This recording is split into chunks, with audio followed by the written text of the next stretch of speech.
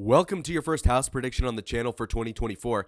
We've got some interesting races to cover. We've got some history also to cover, and we got it right here. So we're going back several election cycles to the 2016 election, and we're going to give you basically an idea or like a time lapse. Like imagine seeing the erosion of a rock, but instead we're looking at the erosion of the Republican majority in the House. So as we all know, we have a very contentious election, not really, a complete blowout from the old district of George Santos. And so the majority that we have is already dying. And by the way, I need to show you what we lost out on.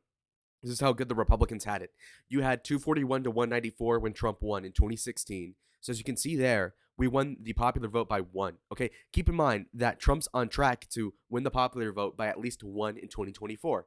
So mind you, we won it by over 40 seats in that case. In 2018, that was a blue wave. They completely flipped the stats. They got 235. We got 200 even. So that was brutal. I was there. I was 15. Now we have the 2020 election. Now, obviously, that was a disgrace. And you could say Kevin McCarthy did a bang up job. But I mean, it is kind of true because even though we did lose the election, obviously the Republicans gained some seats and their majority, the Democrats that is, went from 222. Sorry, it went from 235 to 222. They went down 13. We went up 13, obviously. And in that popular vote, we still lost by 3 points. We lost by 3% and still gained seats. So this gives you a little bit of like a vibe as to what we need to win in terms of the popular vote, which is why when we're winning by one, that actually means a lot. Now, going to 2022, this is the personal Vietnam for a lot of Republican voters. This was totally disappointing. We won only 9 seats in a red wave. We flipped 9 seats. That is like saying I got a hair transplant and I gained 5 pubic hairs on your forehead. I mean, it's really just an abysmal sort of showing. Anyway, we have 2.8% of the popular vote as a W in the Kevin McCarthy last tenure as in this election. And you know what? It's depressing, but basically what it shows is that the Republicans really need to get on their A game if they expect to win this. Some poor Indian immigrant or something filled this out for me. But basically, we have 207 Republican safe seats and 204 Democratic seats. That's the way it works because basically how gerrymandering functions in the United States, and you'll have every wine mom history teacher complain about this, but because of racism or something.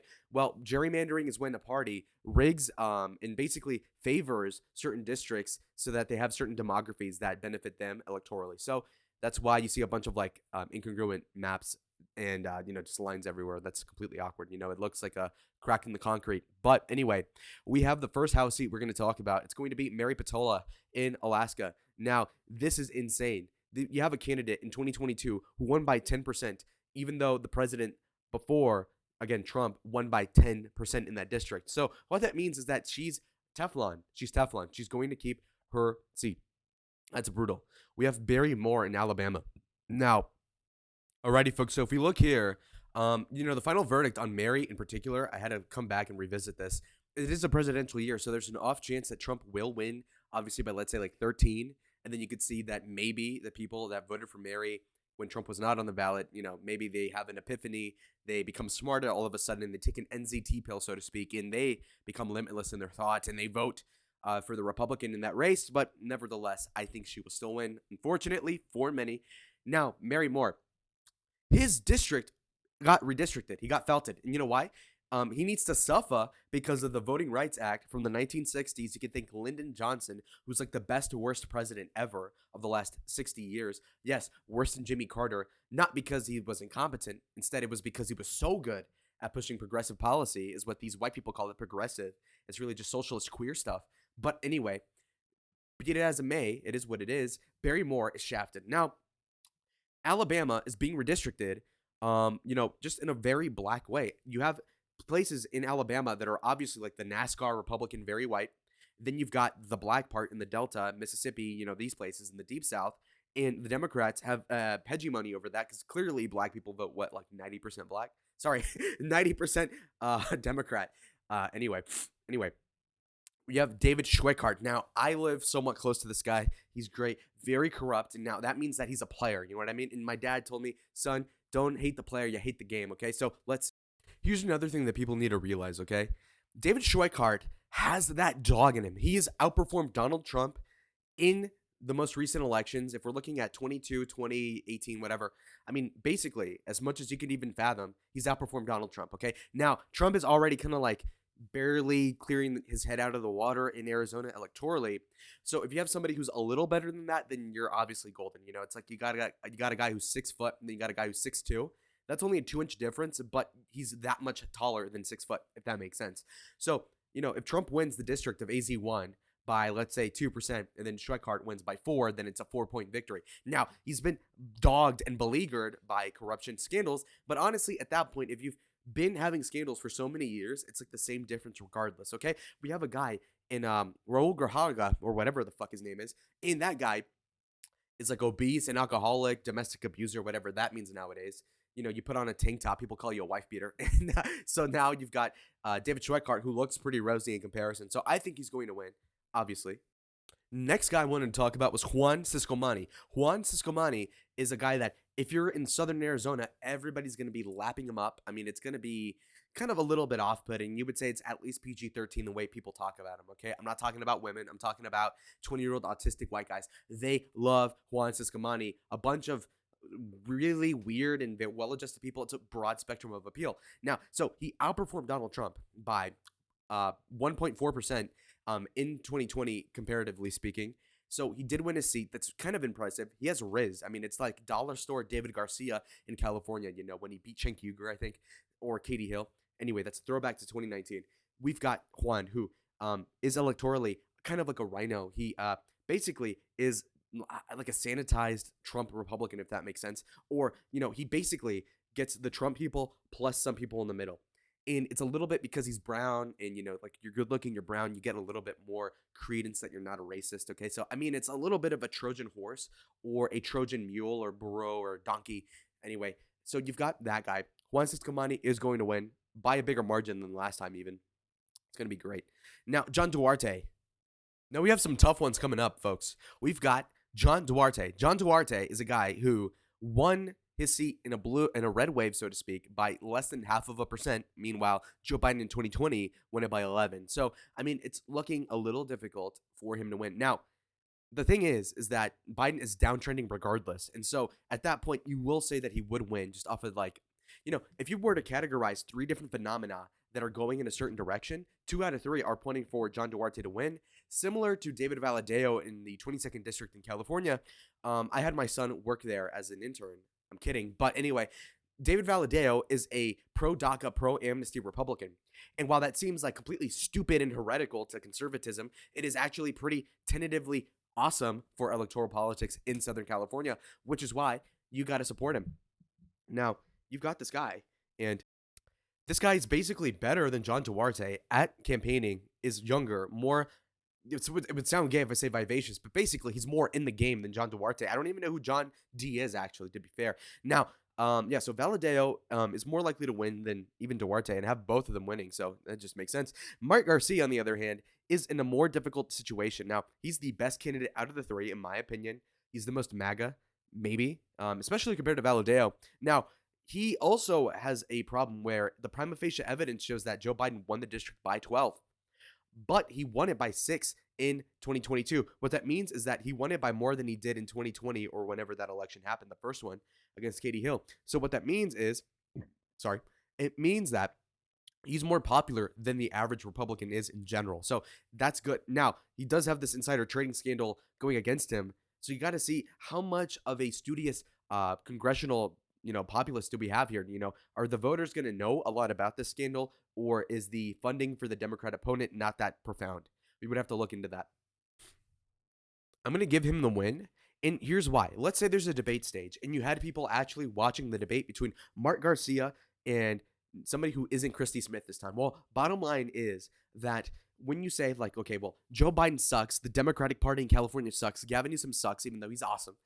So anyway, you've got that going on. Okay, Mark Garcia, realistically speaking, has a great case. And what is the Democrat going to say? Well, everything politically sucks, but you might have shorted some stocks. Okay, who cares? Cry me a river. Seriously, what? And the tears crying. The tears, a river formed out of the tears of the people that are salty over some insider trading that doesn't affect them is going to be about as big of a river as is the LA River, which is basically like a glorified sewage system. I mean, it's really just a gross thing. It's negligible at best. This sort of grievance against Mike Garcia is not going to go anywhere. I think he will win. These congressional districts tend to ease up. You've got a guy in Ken Calvert who's been there since '93, which is nuts. The guy's been there for over 30 years. So he's obviously in a look. If Trump wins the district in 2020, he's clearly going to win the district in 24, unless there's some like technicality, like gerrymandering, or the district switches or something like that happens. Now, Michelle Steele also is going to win, obviously. Now, this is also just the same logic with the other one. Again, Biden +6 is not that strong. He's like the weakest, limpest incumbent possible. Katie Porter is interesting as well. If you look at here, the margin in 22 most recently was only 3, and she's leaving to run for Senate. So no incumbent advantage for this congressional candidate in the 47th district. So I think this is going to be kind of difficult to actually ascertain. But yeah, I'm gonna let the Democrats keep that seat though. Lauren Boebert is going to save her seat as well because again the stats are going to be better for her this time. She's switching to a different primary that's going to be more favorable to her. She's a terrible politician. She sucks actually. Her fake tits are distasteful in my opinion. But anyway, you have Yadira Cravero. Now nobody knows who this is. If we're going to be thorough, I think Yadira is going to lose obviously because you know but okay, Trump loses this district CO8 by only 1%. He's going to flip that to probably like a +3. So at that point, it's easy.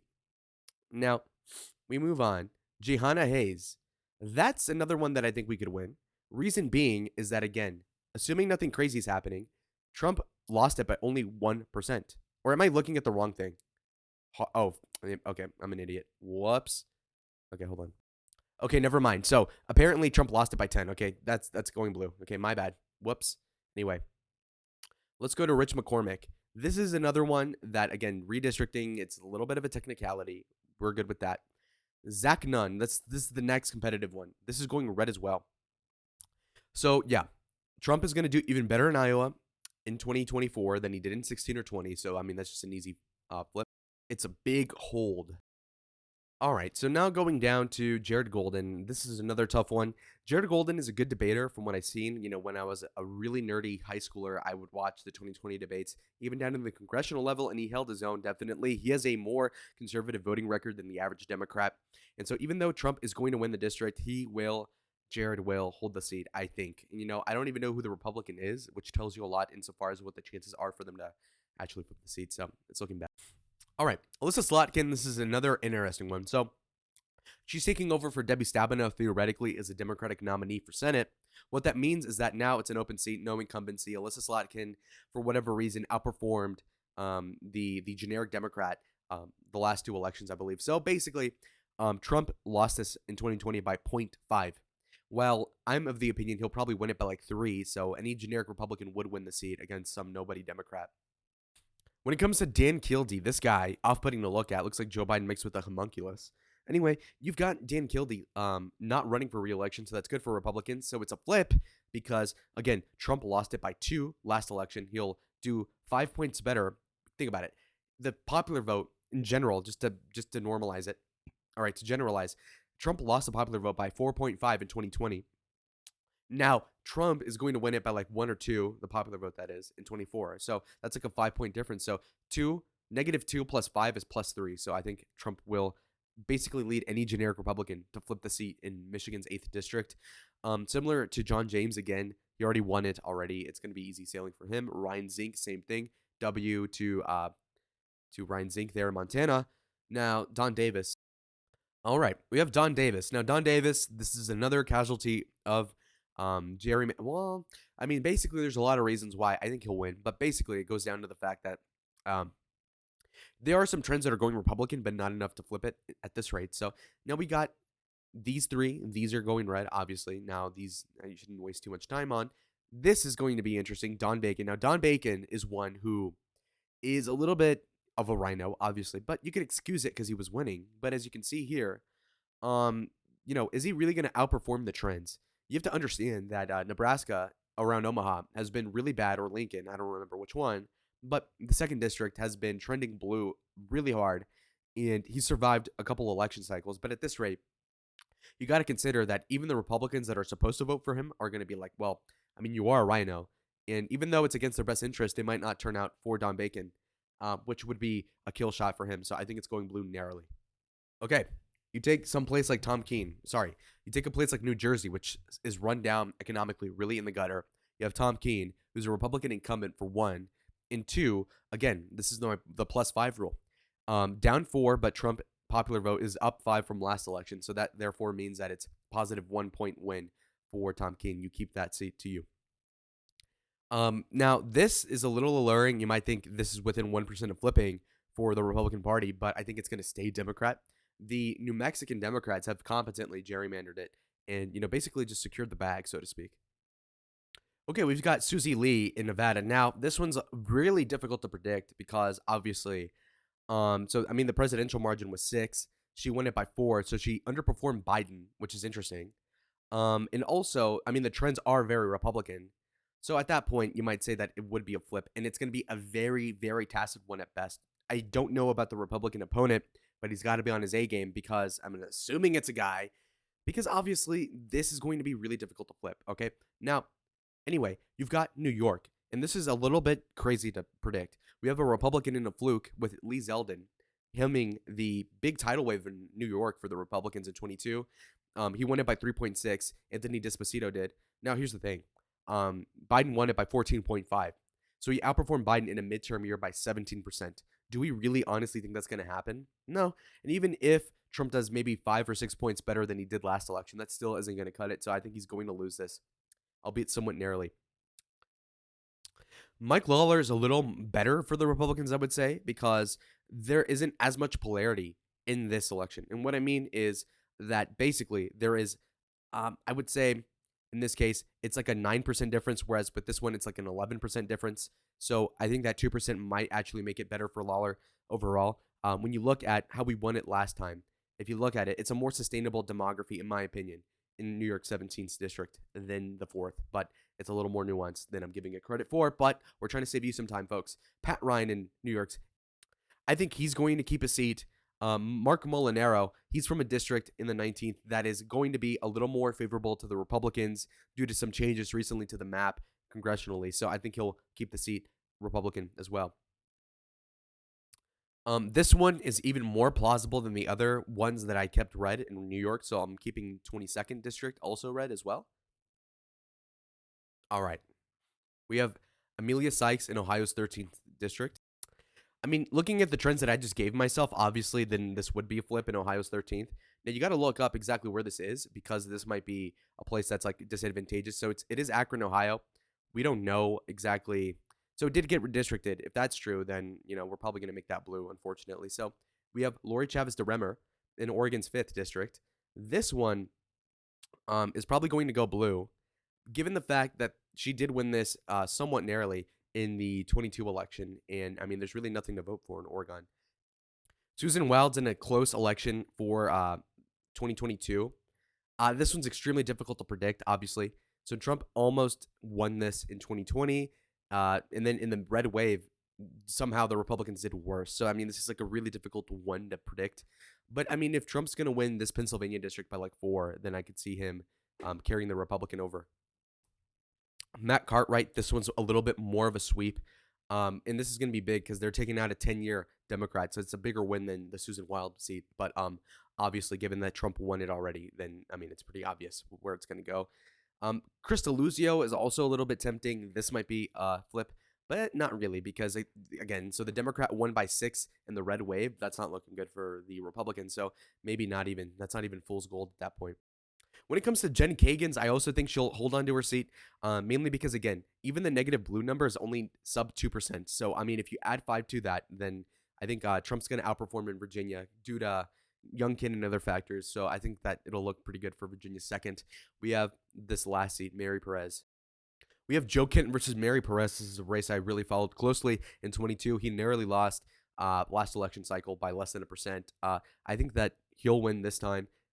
He wasn't trying as hard. He got caught off guard by not being able to name 3 lakes in the district, I think, and he got felted on that. So basically, if he does his geography quiz right before the election, I think he will hold up in the town halls preceding the election. Therefore, he's going to win that seat in 2024. If you look at the final result, you've got it right here. It's 226 House Republicans to 209 Democratic seats. So it's looking already better than last year. That's a 17 um, vote margin, which is way better than the 7 vote margin we have now. So it's over double what we had in this preceding election, which is a lot better. Clearly, that sort of thing is going to make it a lot better for Donald Trump to govern in 2024 and going forward. So the reason why this 226 to 209 margin of victory is somewhat impressive is not because of the number, because realistically, the Republicans had a bigger House majority coming into the first half of Trump's first term. The thing is, though, is that they were full of rhinos and people that weren't cooperating with him. But now that he basically hand selected this upcoming RNC chairman and has complete leverage over people like Mike Johnson, etc., you really can see a guy in Donald Trump who's going to actually be able to stead and control and whip the people into shape in the House, plus a Republican Senate, according to my predictions, in which case he'll have a trifecta government, House, Senate, executive office. At that point, he can do what he wants. And that's going to be pretty cool for a lot of people. And that's my prediction. Again, 226 Republicans, 209 Democrats. I'll see y'all in the next video. Adios.